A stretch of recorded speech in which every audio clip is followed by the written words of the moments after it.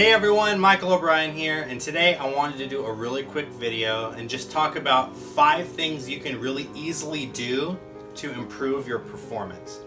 Now, the first one is simply to make eye contact. Oftentimes, when we first get started in magic, when we're not super confident about what we're doing, our performance looks like this.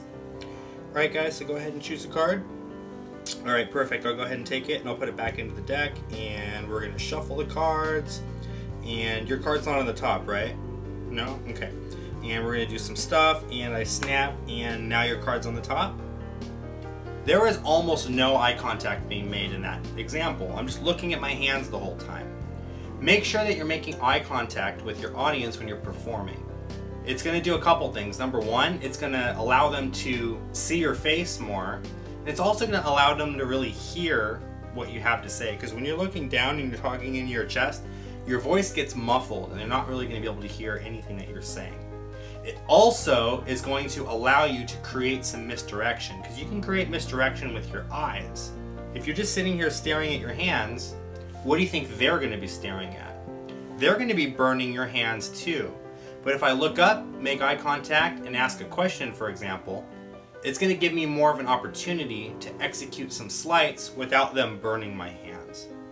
Now, having said that, I'm not saying you need to stare into their soul. I mean, you can, but it's kind of creepy. I mean, it's up to you.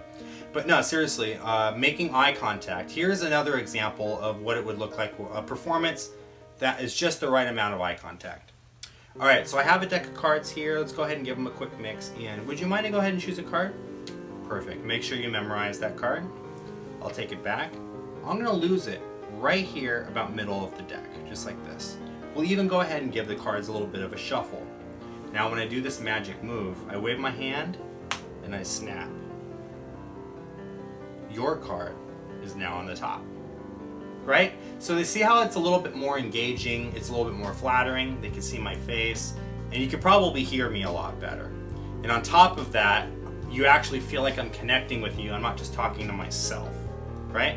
So number one, make eye contact.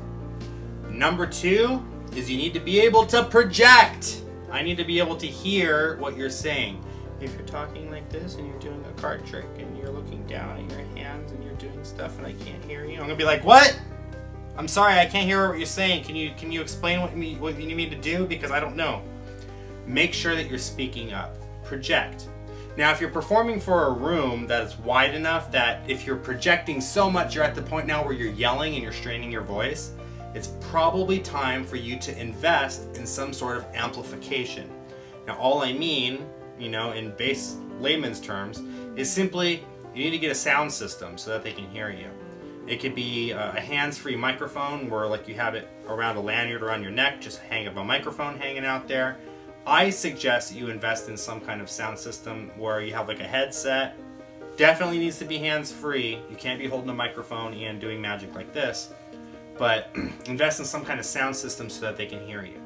Now, if you're performing in a close-up situation where everyone's right around you, you don't necessarily need a sound system, but you still need to project. You still need to be able to speak as if you're speaking to the person that's farthest away from you. Don't speak just to the people that are in the front. Speak so that you know that the person that's farthest away from you can hear you.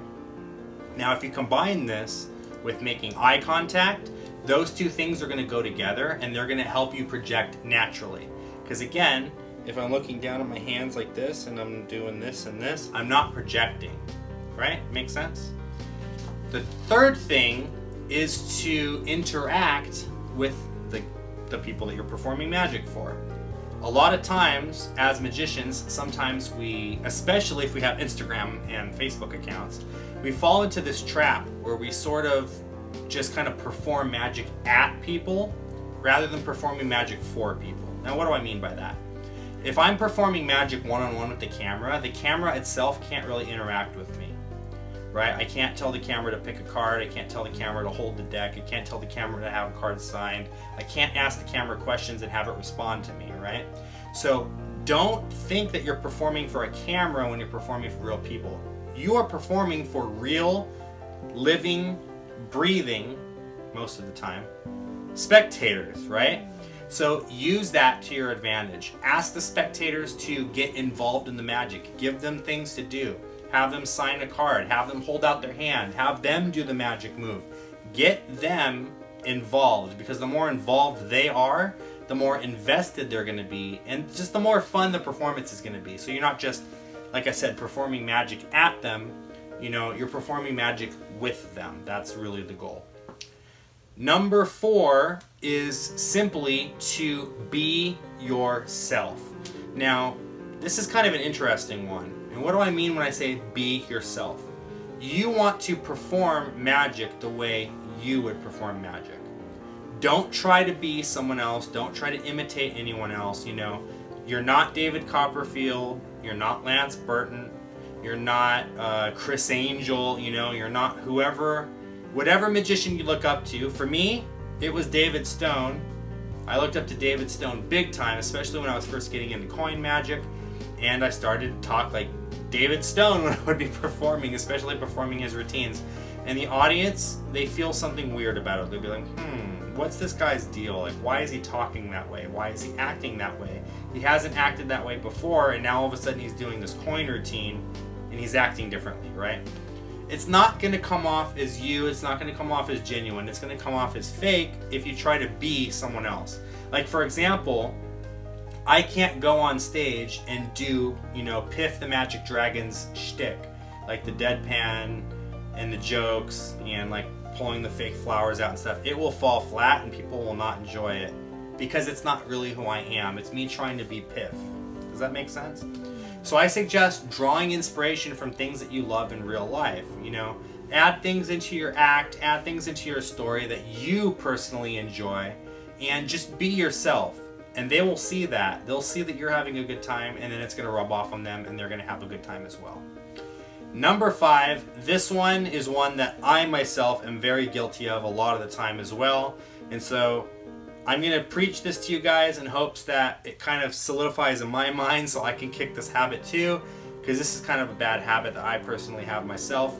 And that is, do not narrate what you are doing when you're performing. When I say don't narrate, I simply mean that your patter should not be you just telling the audience what they see.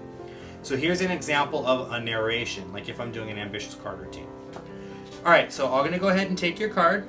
I'm gonna place it into the middle of the deck. I'm gonna give the deck a shuffle.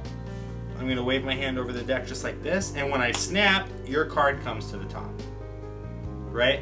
All I've done is just said what I'm doing. Like the words that I used were literally me just speaking the actions that I'm doing.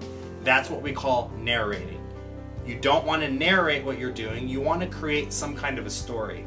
Now, I'm not saying you have to build like this Sam the bellhop patter, super in-depth scripted thing. I'm not saying you have to do that. But what I am saying is you have to give the magic some kind of reason for being. Think about the trick that you're doing as just like the tool to tell the story that you want to tell. So let's go back to that ambitious card routine, and we'll use another example. Okay, so this is an example of me performing the ambitious card routine without doing a narration, but adding some kind of story to it. I have a question for you. Have you ever heard the story of Joe Monte and the fastest hands in the world? I bet you didn't, because I just made that up right now.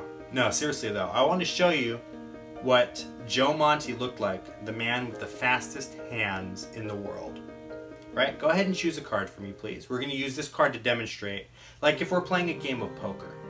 You see, Joe Monte was so fast, he could take your card, lose it into the deck, and with just the snap of the fingers, it would already be done. You see, Joe, he was so fast, you wouldn't even see him go into the deck and pull your card out and place it right on the top. You don't think I've done it already, do you? But if you look here and I turn the top card over, you can see it's already on the top of the deck. Right? So something like that. Now, I'll be honest with you, I just made that up like right now, right? And it doesn't have to even be as cheesy as that, you know? But my point is I'm not just narrating what it is that I'm doing, right? Does that make sense? I'm asking you, the camera, and you're not able to respond to me. So hopefully you guys watching at home are thinking about these things, maybe taking down some notes. Like I said, these things are going to help your performance overall, so I really suggest you guys, try to actively think about them while you're practicing, while you're performing. Now, when you're practicing too, it's important that you actually practice out loud to yourself, even if it's like in front of a mirror or a camera, and try to put beats in your mind of like, okay, this is when I'm going to ask the spectator to choose a card, and actually do that.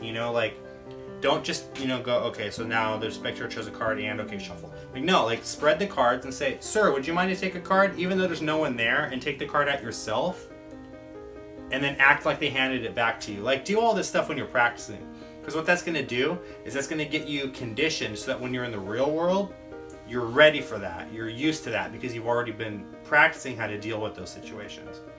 But anyways, I hope you guys enjoyed this video. Please leave a comment below if you guys have any tips or any things that have helped you to improve your performance overall. If you have any questions for me and you want me to clarify anything that I spoke of in this video, go ahead and let me know. And if you guys have any suggestions and or questions for future videos, make sure you leave that in the comment section as well. A lot of the content that I put out for this channel is simply me just responding to questions that you guys had.